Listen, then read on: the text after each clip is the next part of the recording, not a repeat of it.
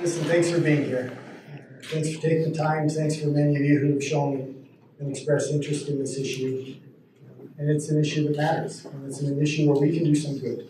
So we're very, very pleased to be here today to celebrate and to acknowledge this. And when I say to acknowledge, this is truly a group effort, a team effort, with some of the individuals that are sitting here with me today, but many, many other people as well. And I wish that I could thank all of them. But for those who are sitting, again, with us, Spencer, thank you for being with us. Sean Reyes, the Attorney General, obviously. Senator Dan Thatcher, who I'm going to mention, as well as Steve Eliason as well, in their efforts. I have some brief remarks, and then Senator Hatch, who of course was key to this as well, who's back in D.C. doing the people's work, which is unusual for the Senate, actually. He could not be here, and that's not the only job I'll get into the Senate today. He's asked me to share some brief remarks with you for him, and I will do that, and I'll recognize him when I go into the Senator's remarks. Utah is recognized, and it just genuinely is. It's recognized as being a leader in the country for a lot of wonderful things. We have, I think, having spent a lot of time in the military and traveling on Intel Committee and other things, we live in the single most beautiful place in the world. It's the reason that many of us live here. As the governor and Spencer like to point out, we are recognized again and again and again, year after year after year, as being, if not the number one of the very best states in the country in which to do business. One that I love to point out is we are the state that leads the country in closing the gap on the income disparity between rich and poor. There are a number of other things for which we lead the country that we celebrate and are very grateful for. One of the sad ones, one that really surprises many people when they hear it, is that we are in the top 5, or actually number 5 in the country, in suicide deaths, which is one of the reasons that many of us felt like we can do better. We can fix some of that every 9 minutes. In the time that, we'll have my remarks and a few others, that amount of time, someone in the country will commit suicide. For everyone who attempts suicide and is successful and has that tragic outcome, there are 25 attempts otherwise that through one way or another are interdicted or are not successful. Those are heartbreaking statistics. And for those of us in this room, or for those of us who are listening or being aware of this through reading it or whatever media, many of us are associated very personally with this issue, whether in our families, our friends, or someone that we love and care about. And you think of Utah and our culture, and you think that's a surprising fact. But it's something that, once again, we wanted to change. And the reality is that if you're in the middle of a crisis, if you yourself are contemplating suicide, or you encounter someone who is, whether it's someone in your family or a friend or someone else you're associated with, in that heat of the moment, you may not remember 1-800 blah, blah, blah, blah, blah, blah. And the reality is it changes from, in some cases, city to city, county to county, state to state. And it just seems so obvious to us now. We need a 3-digit national suicide prevention hotline number. 411, maybe it will be 611. We don't know yet. I think we'll find out in short order, as you're going to hear today, that this is going to move far more quickly than many of us thought that it might. The wheels of government typically being very slow. But whatever 3-digit it's going to be, it will be memorable. People will know it. We can advertise it. And in the middle of that crisis, people know if I call 611, I can talk to someone who can help me. And that's what this bill is trying to do. Now, of course, we're just studying the effort, but there's no question at all that we will follow on with this initiative being put in place, and I think in very short order. Once again, as you will hear a little bit more detail on that today. Now, I recognize that this bill alone is not a panacea. It's not going to solve this problem. It's an important tool. It's an important first step. But the heartbreak of suicide isn't going to go away just because we have this mechanism in place.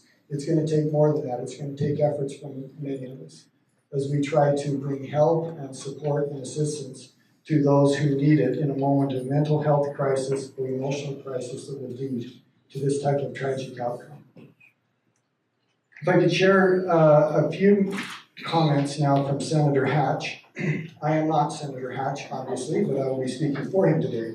National Suicide Hotline Improvement Act is a testament to what we can accomplish when Utah's leaders listen to the challenges facing our communities and work together to find solutions. The suicide epidemic in Utah, which I have discussed already, particularly among youth, which is a heartbreaking element of this, is absolutely heartbreaking, and it's an issue with so many different root causes that thinking about how to address it can be overwhelming. But by listening to some smart kids in a Salt Lake City high school during a roundtable discussion in 2016, we started on a journey that brought us here today.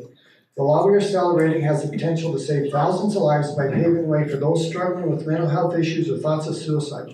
With your help, we have found a way to connect our loved ones to an incredible suicide prevention resource at a moment's notice. Continuing for Senator Hatch, I'm proud of everyone gathered here today, and I wish I could be there to thank each of you in person. Your hard work and dedication to this important cause are the main reasons this bill is now law. Thanks to your efforts, we can prevent countless tragedies, not just in Utah, but across the country. I'd like to thank Congressman Stewart not only for delivering this message today, but for being in the House sponsor of this historic bill. I truly couldn't think of a better legislative partner. Congressman Stewart has done blah, blah, blah, nice things. Today, we have real cause for celebration. But while we celebrate, we should remember that the fight against suicide is far from over. I'm eager to continue working with all of you to address the suicide epidemic, not only in our state, but I would add also nationwide.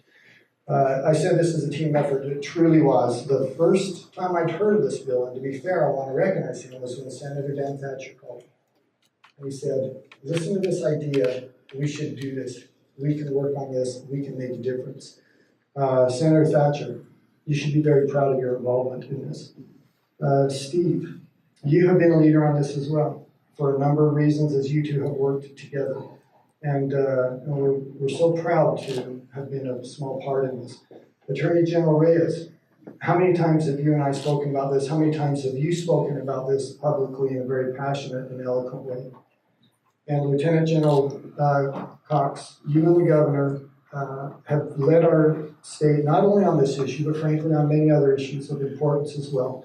Many of us are grateful to the two of you for your leadership, for your example of what I just think is moral leadership at a time when our nation desperately needs moral leadership. We'd like to turn the time over to these gentlemen for brief remarks, and I'm going to emphasize brief, if we could. But please come share your thoughts with us, and then we'll conclude and spend some time together, so thank you.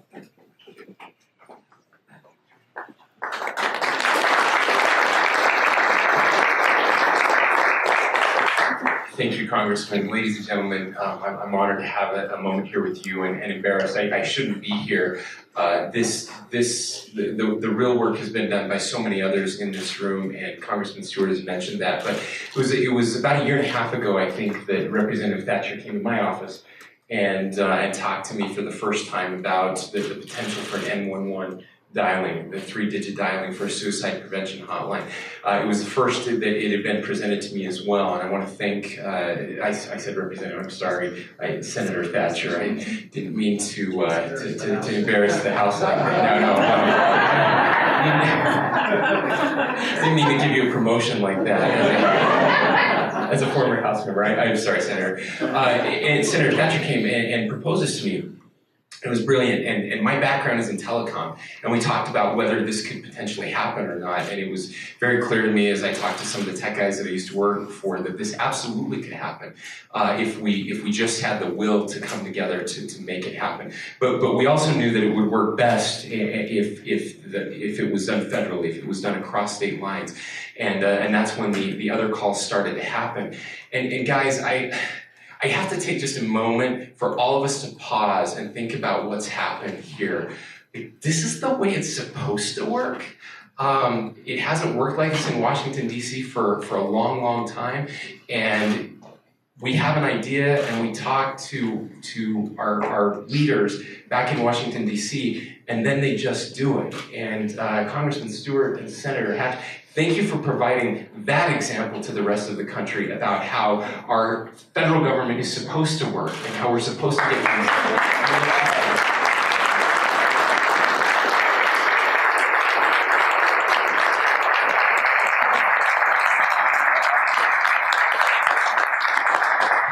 I want to thank the members of the Governor's Suicide Task Force that are here with us for your excellent work. We are getting back together. We actually have dates. We'll be sending those out next week. It's happening again to my co-chair, Representative Eliason, who we've been able to work together with this, the Attorney General's office, Sean Reyes. So many people coming together. And again, this is how we do things in Utah. This is not a Republican issue. This is not a Democrat issue. This is a human issue. And too many people are losing their lives.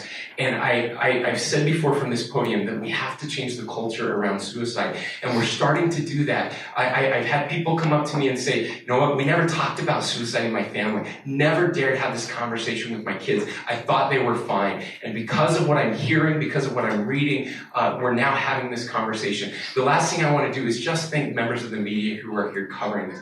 Every time you cover this, you literally save lives. Now, I mean that. I know you get a bad rap from politicians sometimes, but we need you in this fight more than ever, because you write a story and you always include all of the digits and the numbers and the resources for people, the Safe UT app, and people who are in crisis, people who are struggling read that and they reach out and they get help and it saves lives. And parents read that and they go down to their kids' bedrooms like I did and they have a conversation with their kids and they realize that they needed to have that conversation. And then, even if it's not that time, when that crisis does come, when that time does happen, and it happens to all of us, they know they can have that conversation with a loved one. They can get help, and we can continue to save lives. So thanks to everyone who is working with this. It's going to take an entire community, but we're getting there, and making this change will be significant to saving more lives. Thank you.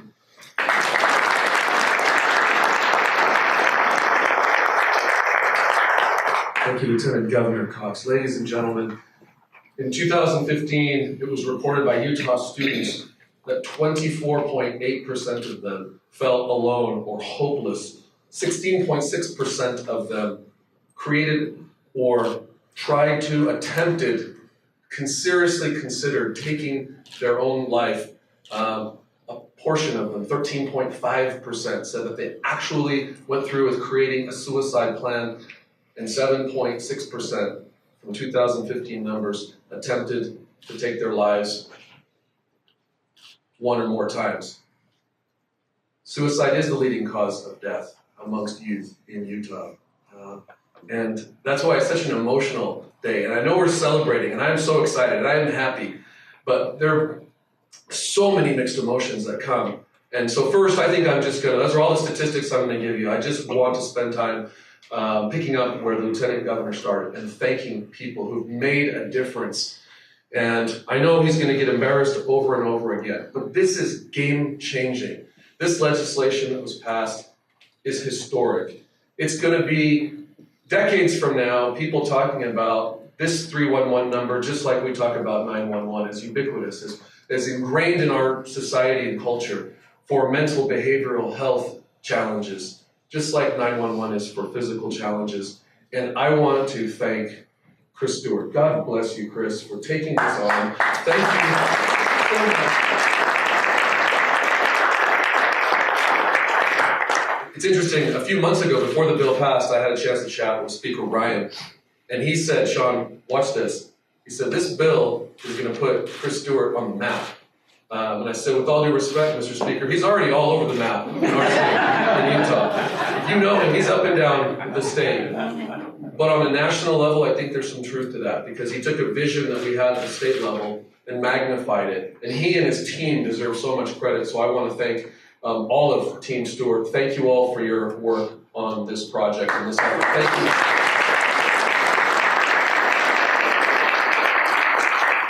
As Congressman Stewart was so easily deflected attention and credit over to Senator Hatch, it's true, Senator Hatch deserves so much of that. And he has such a legacy over decades of passing bills that help protect families and youth. And I think this will be truly one of his crowning achievements in an incredible way for him to cap off a marvelous career in the Senate. So thank you, Senator Hatch, and any of the Hatch team who are here. We know how hard you worked.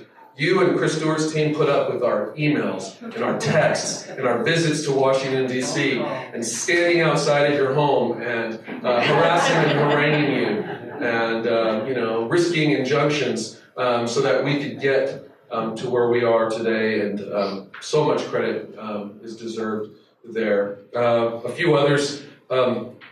Before I say that, I spent most of the day with my son because we're going to send him off to the Missionary Training Center for the LDS Church on a mission tomorrow. And I should be used to this because I just sent another son off about 6 weeks ago. I remember the Lieutenant Governor telling me maybe a year or so ago when he sent his son off how hard it was. And I said, oh yeah, sure. And now that it's happening, boy, Spencer, I mean, you feel it. They don't tell you what a gut punch that is, the separation anxiety. And so I spent the day saying goodbye and comparing him. And I can't imagine not being able to say goodbye to my son and then never being able to get a letter again or a visit, and having him not come home in 2 years, but never come home. And there are some dear friends of mine here today who've lost loved ones, who've lost their children. And I want to thank them so much for bearing the cross that they bear with such dignity and such light, and channeling their own pain, very difficult to do, I'm sure, to help lift others. And I don't name everyone's name, but there was one in particular in 2014 or so when we lost Hannah. Lord, everything that we were trying to do was given an urgency that just accelerated for us and catalyzed all of our hopes for better, faster, more effective access for those struggling with mental behavioral health challenges. So to you, Laura, and your family, to everyone who has cared enough, whether you've lost someone or you've just been there to pick someone up who's lost someone, thank you so much. I want to quickly recognize some team members who early on in this process, if you dial back to 2013, 2014, I'll be honest, a lot of people were telling us, don't talk about this subject. It's too dark. No one wants to hear about it. Ironically, they were saying if you talk about suicide, then you'll only promote it and increase it. And it's not good for your political career. It's not good for people's psyche. It's too raw, it's too emotional, people don't want to deal with it. And there were people like Wade Fairway, who's no longer with us, who ignored that and came and recruited legislators to help in the cause and the fight. Missy Larson, my former chief of staff, who when I was trying to right a ship that was a little shaky, she stepped into the breach and put in not just hundreds of hours, but over years, thousands of hours on this issue to help us. And we were so deflated when we tried to get a 311 or a 3-digit number passed at the state level and met with a lot of political opposition. Our hearts sank. A nice byproduct, I would say a fortuitous byproduct, is that we put all of our attention into Safe UT, and that's become an incredible tool now. And there's no way that we're going to marginalize or diminish our support for that. But our hope always was to get a 3-digit number that everyone could call. Not just youth, not just vets, even though they're hyper-vulnerable, but everyone. Thank you, Missy. The two state leaders that I want to recognize most too, Senator Steve Eliason is an Energizer bunny, and he is amazing. I didn't say he looked like a bunny, Steve, I just said he's got the energy of one. And you'll see in a second an example of that. He has single-handedly helped push through a number of initiatives, helped us get funding, and has been a tremendous leader and an incredible champion for this. And last but certainly not least is the man whose vision this was before I became AG, back in 2012 and 13, as we were campaigning, he was talking to me about this because of personal experiences. And without Senator Daniel Thatcher, we wouldn't be here today. And I'm sure Senator Hatch and Congressman Stewart will say the same. It was his vision, it was his idea and force of will. And you know what? One thing he is not shy. And he doesn't lack for persistence. And some have accused him of being annoying, but I say it in a very endearing way, because without all of that, there's no way that we're here. And so if you would join me in acknowledging those who've lost their loved ones, those who've stepped out who are public servants at the county, city, state level, and there's so many that I again, reluctant to acknowledge, and thank them. Senator Eliason, Senator Thatcher, you all deserve a standing ovation as well. I'm going to invite you all to join me.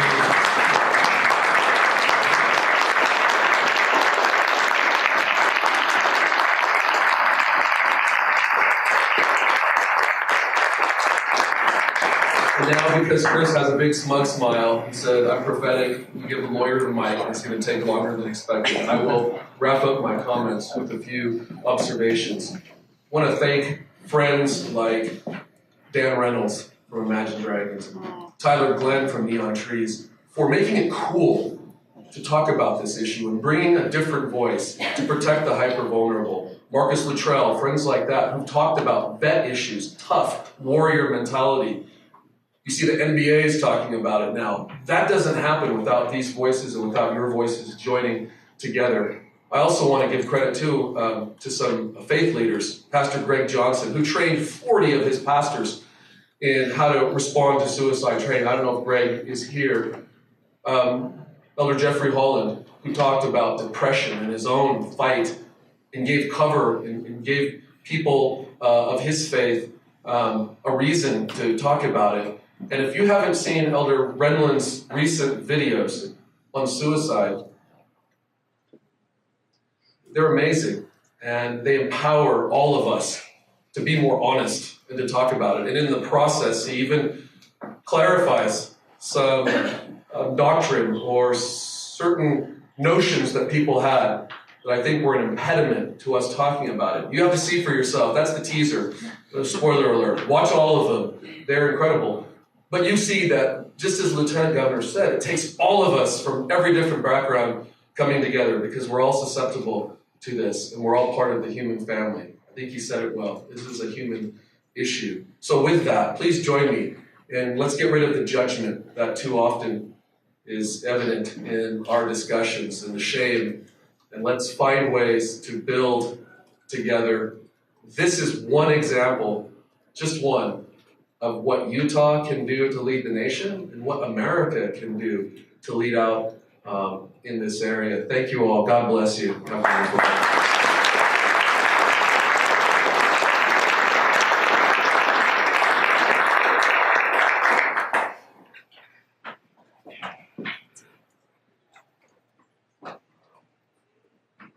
There were times that I did not believe this day would ever come. It has been a long and hard road. We have lost so many and so much. But we've saved some too.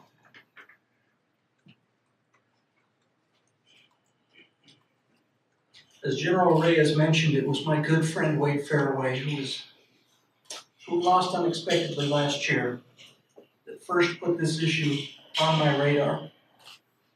And it didn't take me 5 minutes to see the biggest gaping hole in government services was that nobody knows where to turn in a moment of crisis. And how is that acceptable? If you read the Declaration of Independence, it tells us the purpose for which governments are instituted among men. It is to preserve our unalienable rights to life, to liberty and the pursuit of happiness. We recognized that 40 years ago when we created 911. Today, the smallest child, if they know what a phone is, they know how to receive and get help for police, fire, or ambulance. But as grown adults, even educated, competent adults, usually have no idea where to turn for mental health or suicide prevention help. And how is that not the single biggest story? I started gathering allies through 2013, and by the 2014 session, I just knew that if I brought a bill to designate 311 in the state of Utah, it was the only 3-digit number that was not in statewide use. I just knew that it would get support. I just knew that others would see the vision, and I just knew that we could set a standard that every other state would copy. And I was not prepared when that bill did not move forward. It was devastating to me. And when I was counseled that the best we could do is create a commission, that we just bring some people together and we'll talk about it. Even then, nobody wanted to staff it. Not until Missy Larson stepped up and said, not only does the AG's office want to help you, not only are we going to staff it, but we're going to staff it with the AG's own chief. That is how serious they took it. And it was probably the most backup I have ever had in the political realm. That commission was what led to the creation of Safe UT. Because with the Safe UT app, it doesn't matter what the number is. You push a button, you get help. And I really cannot express my gratitude to Ross Van Vranken, to Tori here, to all the folks, all the heroes at UNI. And I know John DeGray is here somewhere too, who is the guy who actually built the Safe UT app. But I also have to credit them with never kicking me out of the room. When for 4 years straight, I'd say, look, this is great, but what about people who don't have smartphones? This is great, but what about people who don't have the foresight to put this on their phones? We will never have a complete crisis response without a 3-digit number, and I never, ever gave up on that. We tried again in 2016, and that's when Representative Eliason and I went to the Lieutenant Governor, and we thought we had it this time, and we still didn't have it. And we turned, as we should, to our congressional delegation. And I remember that phone call, Chris, and I remember it didn't take me, I don't think I even finished the sentence before you said, oh my gosh, of course we have to do that. There was no hesitation. There was immediate recognition that this is the single most important core function of government that we're not doing. And we can't do anything else until we solve this problem. It was the same thing with Senator Hatch. Senator Hatch came to my house for pie the Wednesday before Thanksgiving, and I laid out to him my frustrations and my pains and my failures. And he said, we're going to do something about this. I'm going to have somebody call you. Now, this was the day before Thanksgiving, so you assume that you've got Thanksgiving weekend off, right? Friday morning, I get a call at 8 a.m. from Ryan Levitt in Senator Hatch's office saying, hey, I understand we're going to fix some problems. What do you got? And Lucy is hiding now. She was hiding behind the curtains. Lucy, come out and take a bow.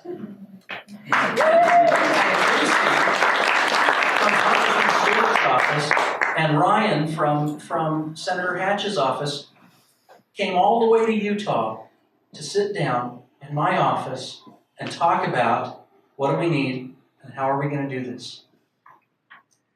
And they never stopped And along the way, they built as big a coalition as I have ever seen in Washington, and the support was stunning. And while it still hurts that we weren't successful here in Utah in time for some, the fact that my Congressman Chris Stewart and Senator Orrin Hatch took this little Utah idea, and instead of helping 3 million Utahns, which is what I was trying to do, they will change the lives of 300 million Americans.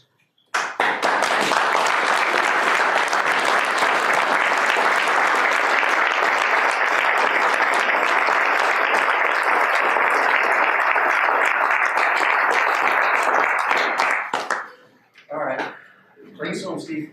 Keep it short. Thank you, Congressman Stewart, Senator Hatch, Lieutenant Governor Cox, Attorney General Reyes, and Senator Thatcher for helping bring the issue of mental health and suicide prevention out of the darkness and into the limelight.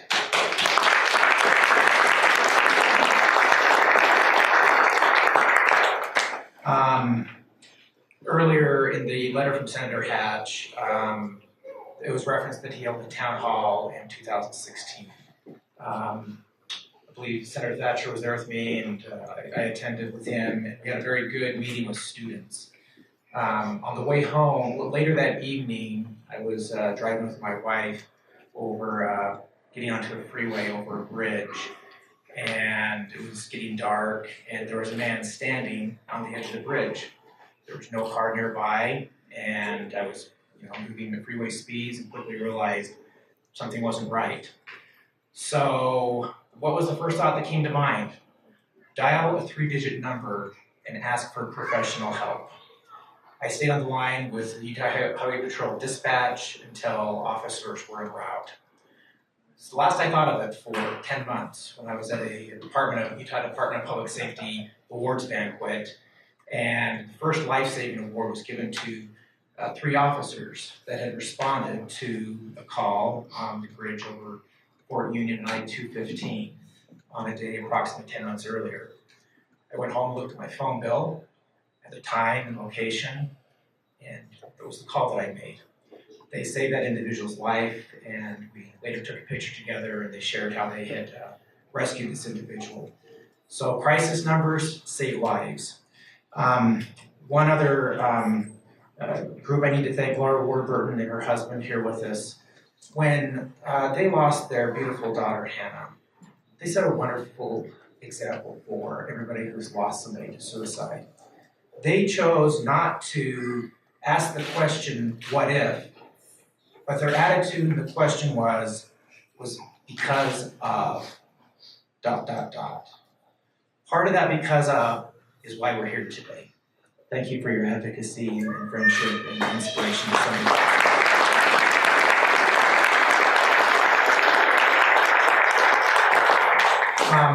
In conclusion, I just want to tell you a tiny bit about the bill and present a gift to Congressman Stewart. The National Suicide Prevention Lifeline is a national gem resource that many people don't know about. I've been working with them quite closely before the passage and subsequent to the passage of the National Suicide Prevention Improvement Act.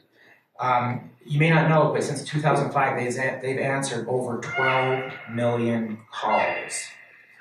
And in the next 4 years, they expect to receive 12 million more. Last year, in 2017, they received over 2 million calls. 700,000 of those calls were from veterans. And as Leakin said, to care for him who has borne the battle and for his widow, his children, they are fulfilling the mission of helping those veterans that still carry the wounds of the battle. About 1 in 4 callers is in serious suicidal distress. Network growth is currently stalling and many centers are underfunded. I am very proud to report that the University of Utah Neuropsychiatric Institute, that is the National Lifeline affiliate here in Utah, is rated #1 in the nation for their answer rate.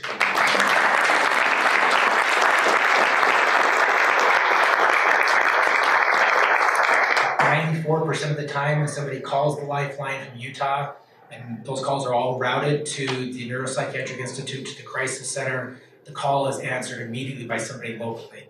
If their crisis center is filled up, those calls roll over to the next national affiliate in closest geographic proximity.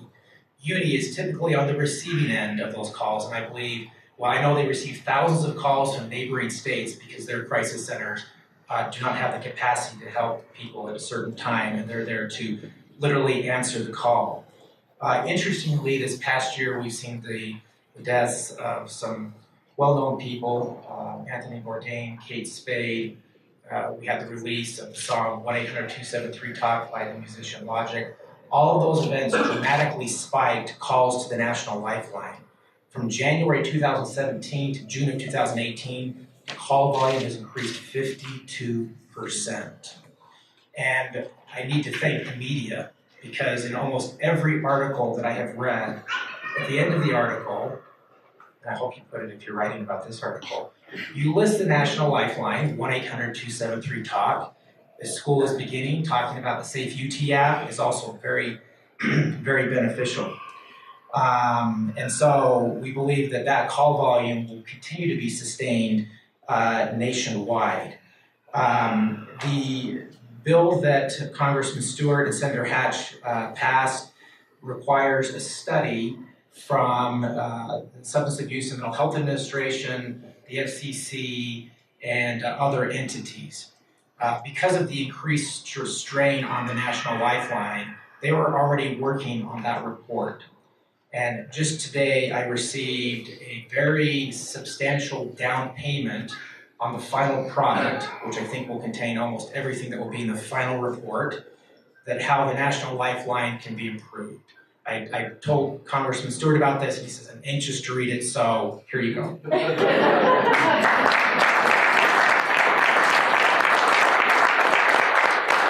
And just lastly, to kind of conclude this, again, Senator Thatcher has been such a great leader on this and worked tirelessly to get a 3-digit number here in Utah.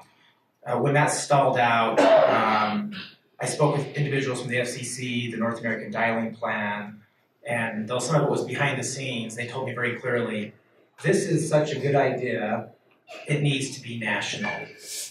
And some of those key individuals even told me what that number should be. I'm not going to state it because I don't want it published, because I don't want people calling it yet. But that will come forth after the study is complete.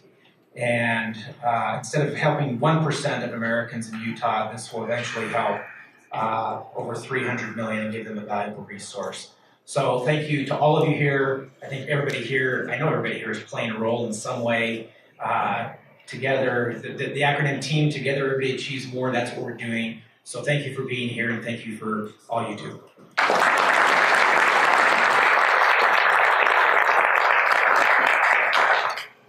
Well, let me just conclude. It's been very heartfelt, very sincere, very beautiful time we've had together. It's been very eloquent in the things that we've heard, and as I said, very sincere. Thank you to all of you for being here.